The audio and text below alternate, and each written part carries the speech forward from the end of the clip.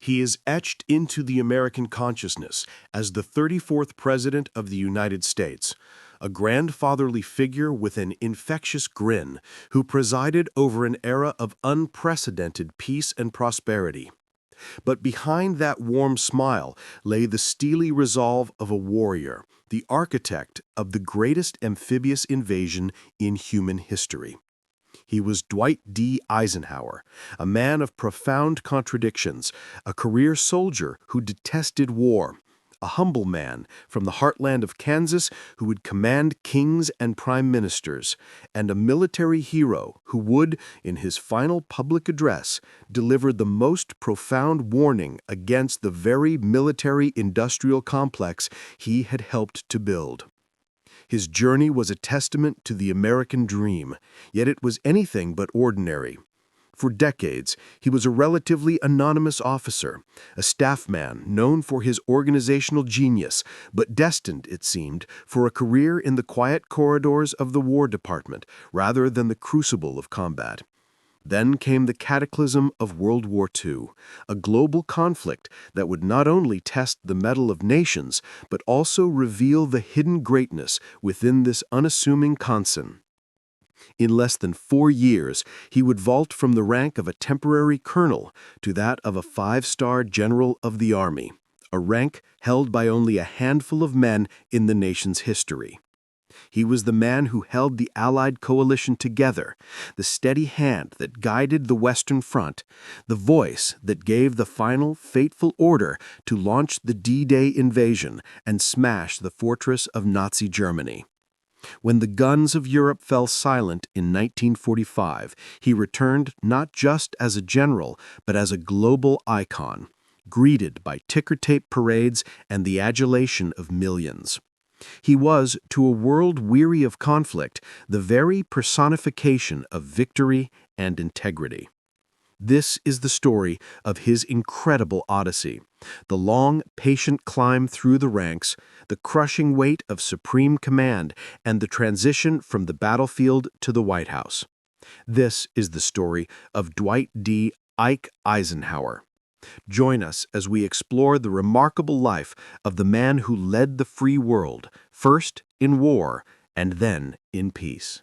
Chapter 1. The Long, Quiet Road from Abilene, Kansas. To understand the man who would command millions, one must first understand the boy from Abilene, Kansas. Born David Dwight Eisenhower in Denison, Texas, in 1890, he was raised in a modest, God-fearing family on the plains of Kansas. His family, Mennonites of German descent, instilled in him the virtues of discipline, hard work, and a profound sense of duty. The Eisenhower boys were taught that life's rewards were earned, not given, and that a man's character was his most valuable possession. This upbringing, far from the centers of power and influence, forged in him a bedrock of unpretentious integrity and common sense that would serve him for the rest of his life. His path to a military career was almost accidental. A gifted athlete, Eisenhower hoped to attend college on a football scholarship, but a leg injury dashed those hopes. A friend suggested he apply to the United States Military Academy at West Point, which offered a free, world-class education. He passed the entrance exams and in 1911 entered the Long Gray Line. His time at West Point was solid, but not spectacular. He was a popular and respected cadet, a star on the football team until another knee injury ended his athletic career for good. Academically, he was a middling student, graduating 61st in a class of 164. His demerits for minor infractions placed him near the bottom of his class in discipline. There was little in his West Point record to suggest future greatness. The class of 1915, however, would later be known as the class the stars fell on, producing an astonishing 59 generals, including Eisenhower and his future subordinate, Omar Bradley. For the next quarter century, Eisenhower's career was a study in patience and preparation.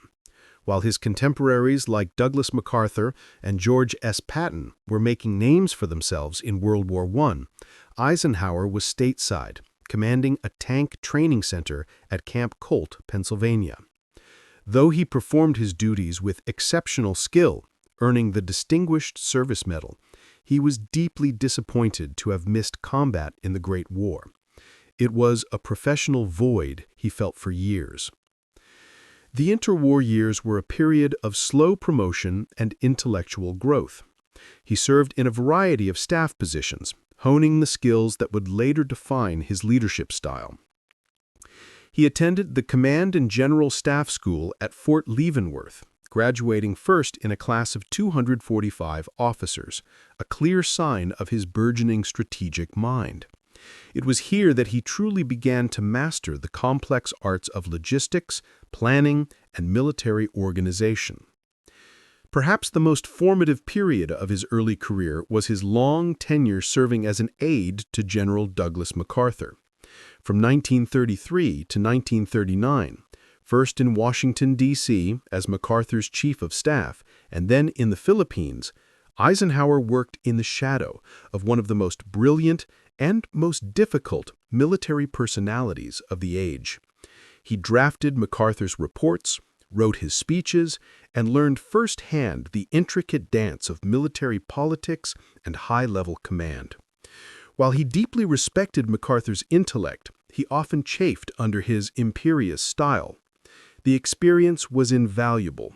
It taught him how to manage massive egos, how to navigate political minefields, and, perhaps most importantly, how not to lead. He learned that true command was not about theatrics and self-aggrandizement, but about teamwork, trust, and the quiet confidence that inspires loyalty. By the late 1930s, as the world slid inexorably toward another global conflict, Dwight Eisenhower was still a lieutenant colonel. He had served for over 20 years without ever commanding a significant number of troops in the field. To the outside world, and even to many within the Army, he was just another competent but unremarkable staff officer. But a select few, most notably the sagacious Army Chief of Staff, General George Marshall, had taken notice of his sharp mind, his calm demeanor, and his unparalleled ability to make complex problems simple. The long, quiet years of preparation were about to end. War was coming, and with it, a meteoric rise that would astound the world. Chapter 2. The Crucible of War. A Meteoric Rise. The Japanese attack on Pearl Harbor on December 7, 1941, was the thunderclap that shattered American isolationism and thrust the nation into the heart of World War II. For Dwight Eisenhower, it was the moment his life's trajectory changed forever. Just days after the attack, he received a phone call summoning him to Washington. It was from General George C. Marshall. Marshall, the architect of the American military effort, was a man who prized competence over charisma and substance over style. He was searching for officers with the intellectual capacity to grasp the complexities of a global two-front war. In Eisenhower, then a newly promoted brigadier general, Marshall saw the very qualities he needed: a brilliant planner, a tireless worker, and a man utterly devoid of personal ambition that could cloud his judgment. He was assigned to the War Plans Division, tasked with the monumental challenge of formulating America's grand strategy for the Pacific. He worked relentlessly, his clear, concise analyses impressing Marshall at every turn. It was Eisenhower who concluded, against the emotional tide of public opinion, which demanded immediate revenge against Japan, that the United States must adopt a Germany first strategy. He argued compellingly that Nazi Germany, with its industrial might and scientific prowess, posed the greater existential threat. Only after Hitler was defeated could the full might of the Allies be turned against Japan. It was a strategic masterstroke that would define the course of the war, and it was a decision Marshall fully endorsed. His rise from that point was nothing short of astonishing. In March 1942, Marshall appointed him head of the Operations Division, making him the chief strategic planner for the entire U.S. Army. In June 1942, Marshall, needing a commander for the American forces being built up in Great Britain, made a momentous decision. He bypassed dozens of more senior and more combat-experienced generals and chose Eisenhower. He sent him to London with the rank of lieutenant general. A year prior, he had been a colonel. Soon after, when the Allies decided to invade North Africa in Operation Torch, Marshall and President Franklin D. Roosevelt needed a single commander to lead the combined British and American forces. The choice was again Eisenhower. He was named Commander-in-Chief, Allied Expeditionary Force. In the span of a few months, he had gone from a staff officer in Washington to the commander of the first major Allied offensive of the war in the West. He was promoted to full four-star general. What explained this incredible ascent? It was not battlefield prowess, for he had none at that point. It was his unique combination of talents. He possessed a first-rate mind, capable of untangling the most complex logistical and strategic knots. But more than that, he possessed a temperament perfectly suited for coalition warfare. He was a natural diplomat, a man of immense patience, charm, and integrity. He had an uncanny ability to find common ground, to soothe bruised egos, and to forge a unified team out of a collection of proud, often quarrelsome national commanders. As Marshall recognized, the greatest challenge of the Allied war effort would not be defeating the Germans, but keeping the Allies from defeating themselves. In Eisenhower, he had found the indispensable chairman of the board, who could make the alliance work. His new title was Supreme Commander Allied Forces. It was a title he carried with humility, but the weight of the free world now rested squarely on his shoulders. The quiet years were over. His first great test would come on the sands of North Africa. Chapter 3. Forging the Alliance in Fire, North Africa and Italy. The initial weeks in London were a whirlwind of planning and politics. Eisenhower immediately began advocating for a cross-channel invasion of France, Operation Sledgehammer, in 1942, or Operation Roundup, in 1943.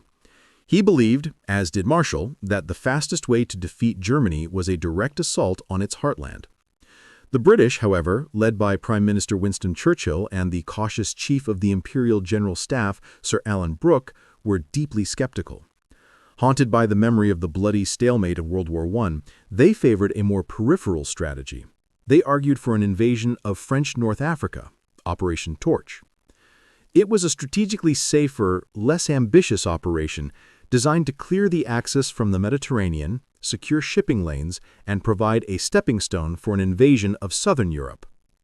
The debate was fierce, a clash of American audacity and British pragmatism.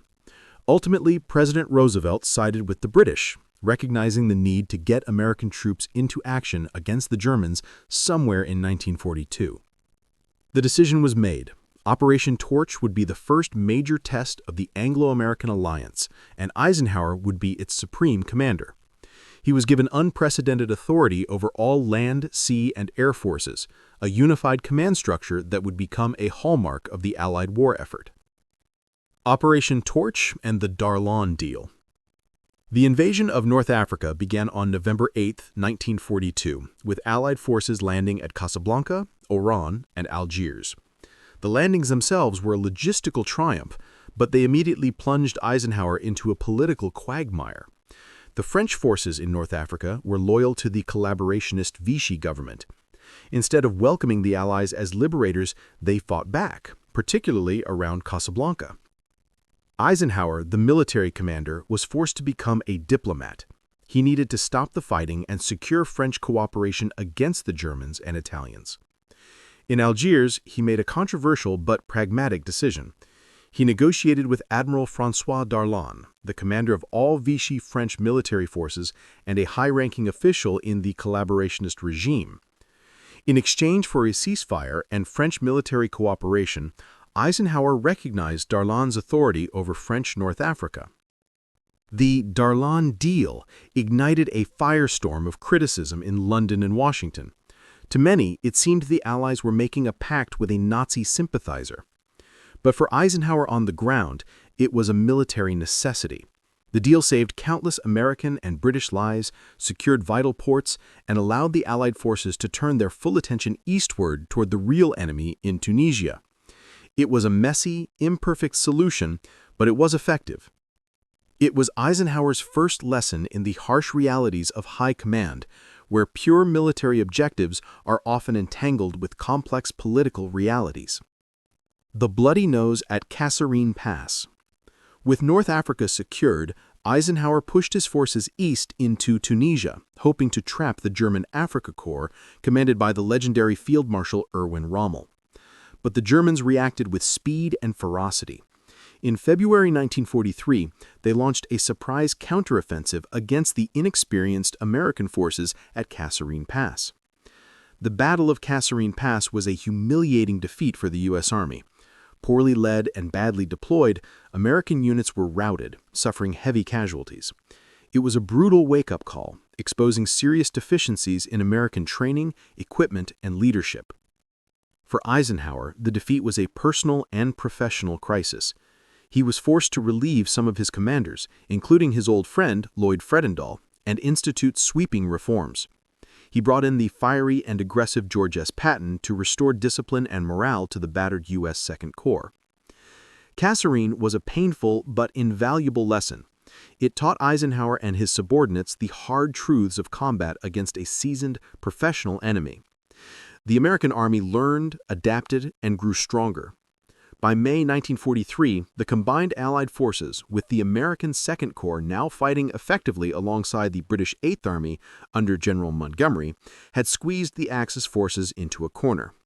On May 13, 1943, over 275,000 German and Italian soldiers surrendered, a victory on par with the Soviet triumph at Stalingrad.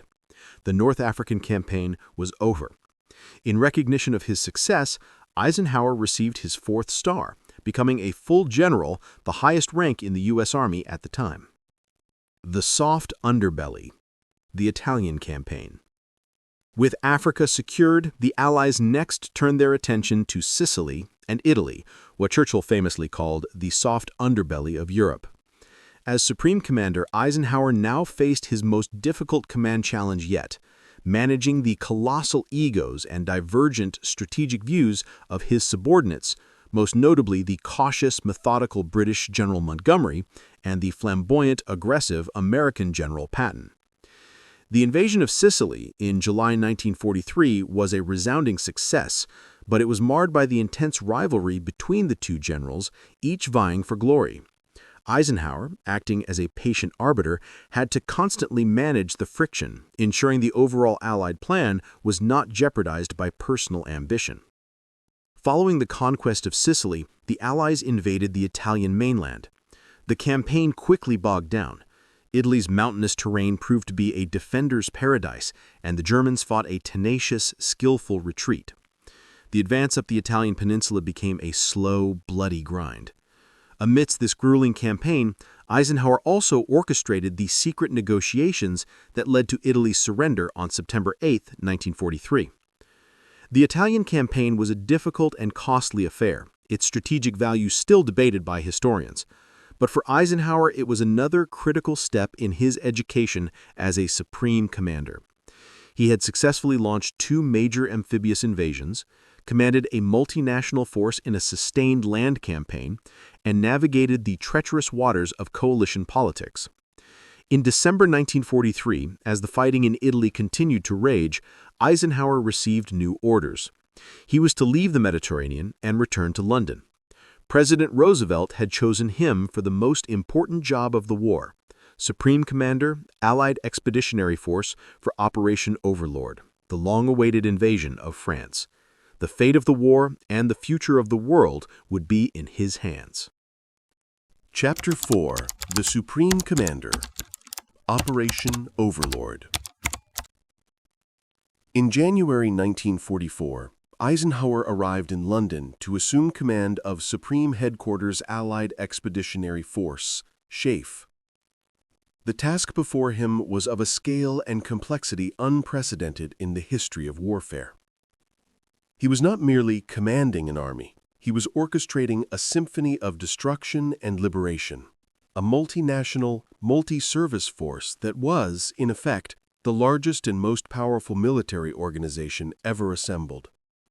SHAEF was a sprawling bureaucracy with a staff of over 16,000 officers and enlisted personnel. Eisenhower's job was to wield this immense instrument, to coordinate the land, sea, and air forces of the United States, Great Britain, Canada, and other allied nations, and to focus their combined power like a laser beam on a single objective: a successful landing on the shores of Nazi-occupied France. The plan, codenamed Operation Overlord, was audacious. On a single day, known as D-Day, an armada of nearly 7,000 vessels would transport over 156,000 men across the treacherous English Channel to assault 5 heavily defended beaches along the Normandy coast.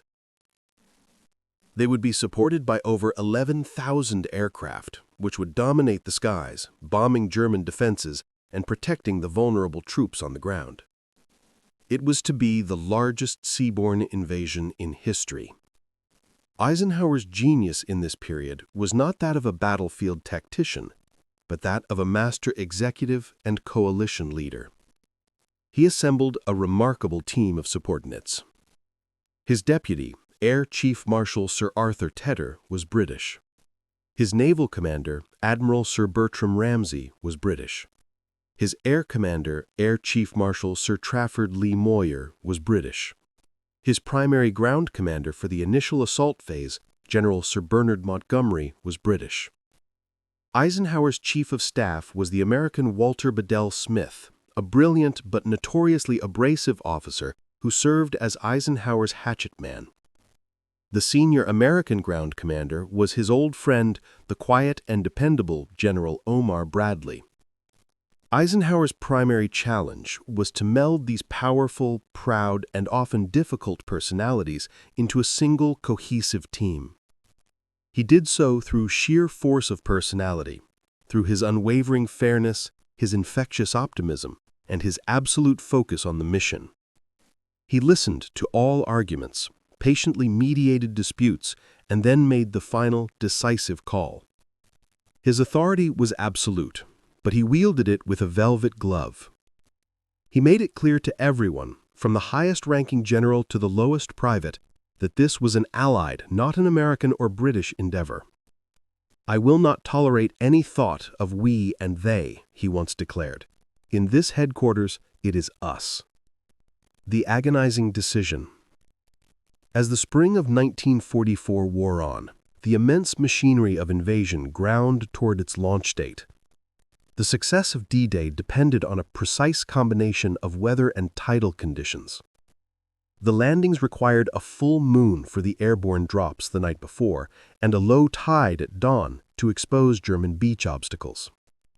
These conditions would only exist for a few days at the beginning of June and then again 2 weeks later. The invasion was set for June 5, 1944, but on June 3rd the weather turned. A massive storm system boiled up in the Atlantic, churning the English Channel into a violent, wind-swept sea. The forecast was grim. Eisenhower was faced with the most difficult decision of his life. To launch the invasion in such weather would be to send the men to their deaths. Landing craft would be swamped, air support would be blinded by clouds, and the entire operation could end in a catastrophic failure on a scale that would set back the war effort by years.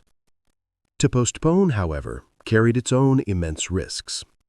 The vast invasion force was already in motion, and secrecy, the operation's most vital element, was bleeding away with every passing hour. If they postponed for 2 weeks, the element of surprise would almost certainly be lost, giving the Germans ample time to discover the intended landing zones and reinforce them. On the stormy evening of June 4th, Eisenhower gathered his senior commanders in a smoke-filled room at his headquarters at Southwick House. The tension was palpable. The final forecast came from his chief meteorologist, Group Captain J.M. Stagg. Stagg predicted a small, precarious window of improved weather, clearing skies and calming seas, for the early morning of June 6th. It was a forecast based on a sliver of hope, a gamble against the fury of the Atlantic. Eisenhower polled his commanders. Their opinions were divided. Montgomery, ever confident, said go. Lee, Mallory, and Ramsey were deeply worried. The final decision rested with Eisenhower alone.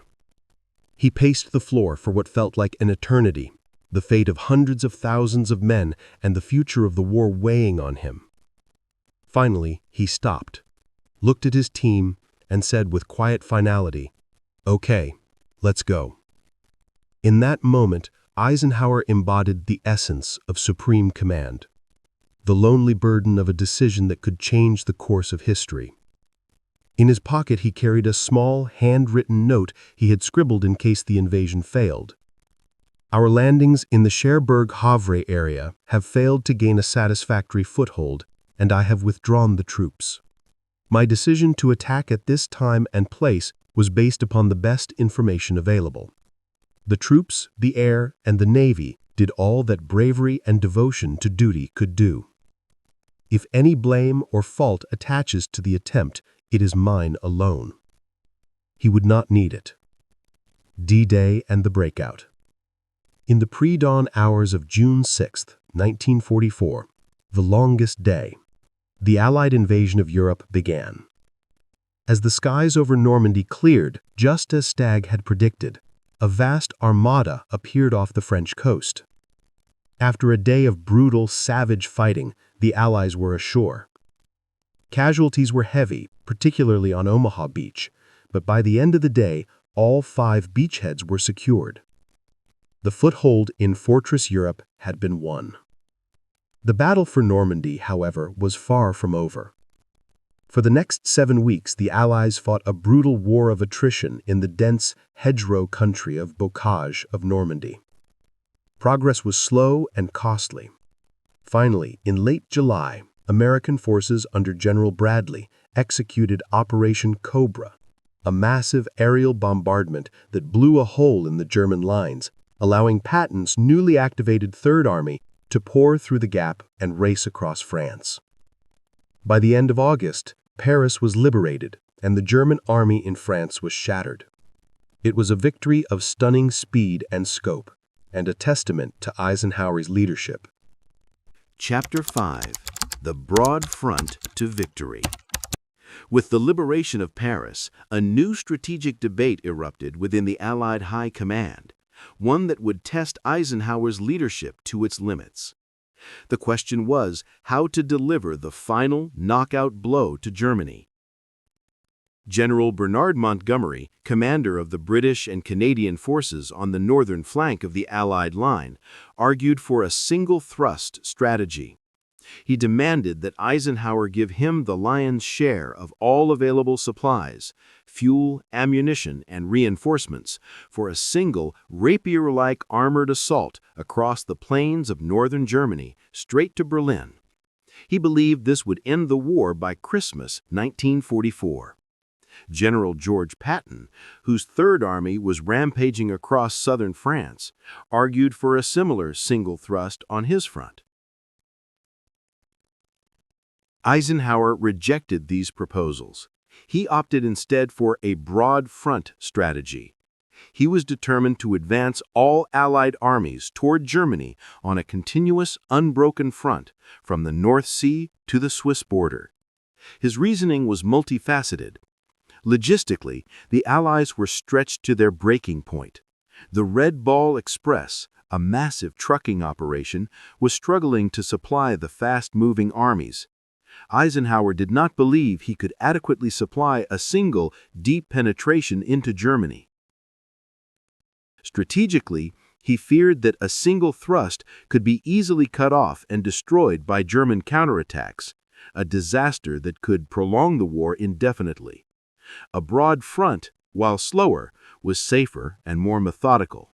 It would allow the Allies to destroy the German army west of the Rhine River and to secure vital ports like Antwerp, which were essential for the long-term supply of the Allied war machine. Perhaps most importantly, his decision was political. He was the supreme Allied commander, not just an American general. Halting Patton's popular and successful army to give all supplies to the British Montgomery would have created a political firestorm in the United States. His job was to hold the coalition together, and the broad front strategy was the only one that was fair to all Allied armies. Tests of command, Market Garden, and the Battle of the Bulge. Though committed to the broad front, Eisenhower did sanction one of Montgomery's bold plans, Operation Market Garden in September 1944. It was a daring attempt to use airborne forces to seize a series of bridges in the Netherlands, creating a corridor for a rapid armored advance into Germany's industrial heartland. The operation was a gamble, a bridge too far, and it ultimately failed, with the U.S. 101st and 82nd Airborne Divisions and the British 1st Airborne Division suffering heavy casualties. The greatest test of Eisenhower's command and his broad front strategy came in December 1944. Taking advantage of foul weather that grounded the superior Allied air forces, Hitler launched a massive surprise counteroffensive through the weakly held Ardennes forest region of Belgium and Luxembourg. The Battle of the Bulge had begun. The German attack caught the Allies completely by surprise, smashing through the American lines, creating a large bulge in the front. For a time, it seemed a catastrophic defeat was at hand. In the midst of the chaos and panic, Eisenhower remained a rock of calm and decisive leadership. He quickly moved to contain the German penetration, rushing reinforcements to the front, including 2 armored divisions from Patton's army. In a now famous meeting with his commanders, when others were speaking of disaster, Eisenhower coolly remarked, "The present situation is to be regarded as one of opportunity for us, and not of disaster. There will only be cheerful faces at this table." He gave Patton the green light to pivot his Third Army to the north and attack the southern flank of the German Bulge, a brilliant and difficult maneuver that Patton's men accomplished with astonishing speed. He placed the American armies north of the Bulge under Montgomery's temporary command to ensure a coordinated defense, and he ordered the surrounded and besieged 101st Airborne Division at the crucial crossroads town of Bastogne to hold at all costs. Their legendary defiance, summed up by Brigadier General Anthony McAuliffe's one-word reply to a German surrender demand, "Nuts," became a symbol of American resolve. By late January 1945, the German offensive had been crushed. The Battle of the Bulge was the costliest battle in American history, but it had broken the back of the German army in the West. Hitler had gambled his last reserves and lost. The final push and the question of Berlin. As the Allied armies crossed the Rhine River in March 1945 and poured into the heart of Germany, a final controversy arose. Churchill and the British Chiefs of Staff urged Eisenhower to make a dash for Berlin. They saw the capture of the German capital as a massive political prize, a symbol of victory that would give the Western Allies greater leverage with the Soviet Union in the post-war world. Eisenhower, ever the military pragmatist, refused. He viewed Berlin as nothing more than a geographical objective. Under the terms of the Yalta Conference, Germany and Berlin itself were already to be divided into occupation zones after the war. The Red Army was much closer to the city. For American and British forces to take Berlin, he estimated would cost up to 100,000 casualties. Why, he reasoned, should he sacrifice those lives for a political symbol that they would have to hand over to the Soviets anyway? Instead, he directed his armies southward to destroy the remnants of the German army and to prevent the possibility of the Nazis establishing a national redoubt in the Alps. It was a purely military decision, but one that would be debated for decades. On May 7, 1945, at his headquarters in Reims, France, Eisenhower accepted the unconditional surrender of all German forces. The war in Europe was over.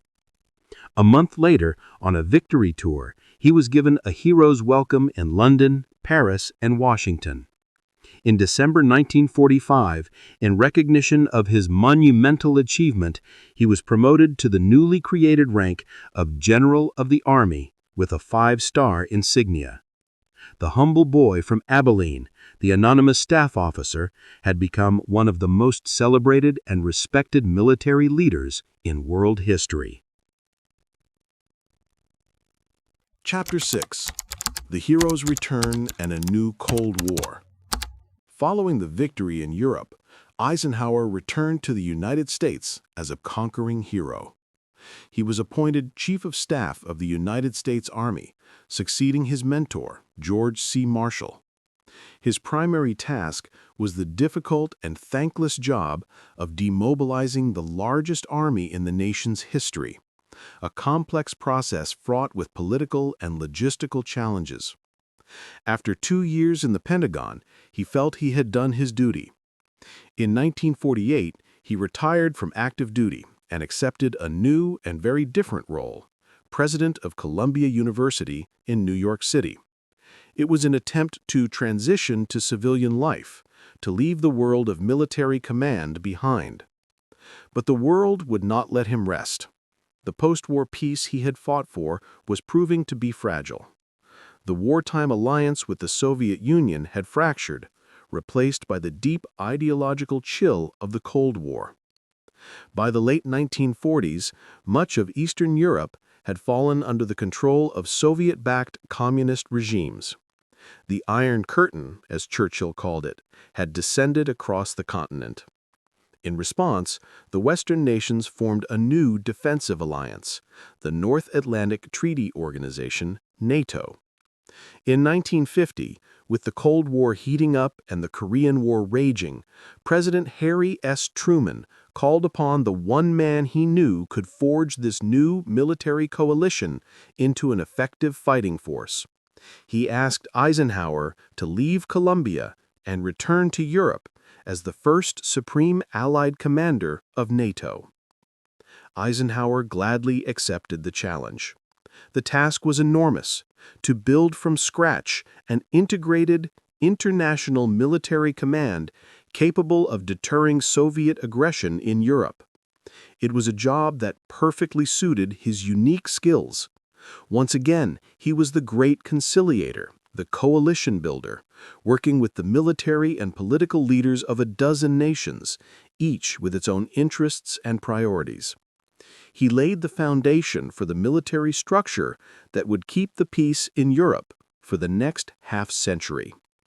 His immense popularity and his status as a symbol of integrity and strength made him an increasingly attractive figure to both political parties in the United States. He was the most famous and most trusted man in America.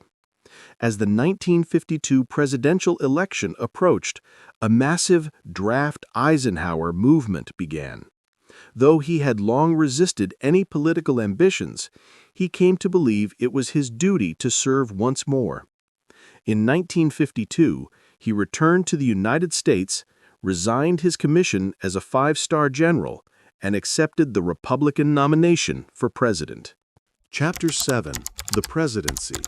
I Like Ike.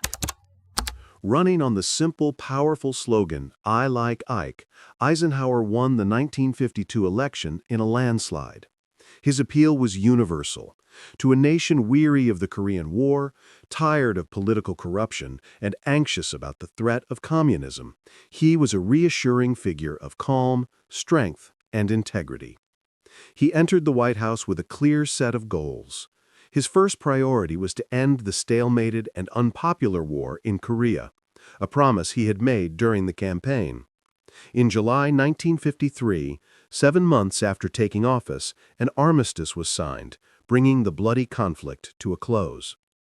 In domestic affairs, Eisenhower's presidency is often remembered as a period of calm and prosperity. He was a moderate conservative who governed with a pragmatic, common-sense approach. He did not seek to roll back the New Deal programs of his Democratic predecessors, but rather to manage the government more efficiently. His most significant and enduring domestic achievement was the creation of the interstate highway system. Inspired by his experience on a cross-country military convoy in 1919 and his admiration for the German Autobahn, he championed the Federal Aid Highway Act of 1956. This massive public works project transformed the American landscape, spurred economic growth, and changed the way Americans lived, worked, and traveled.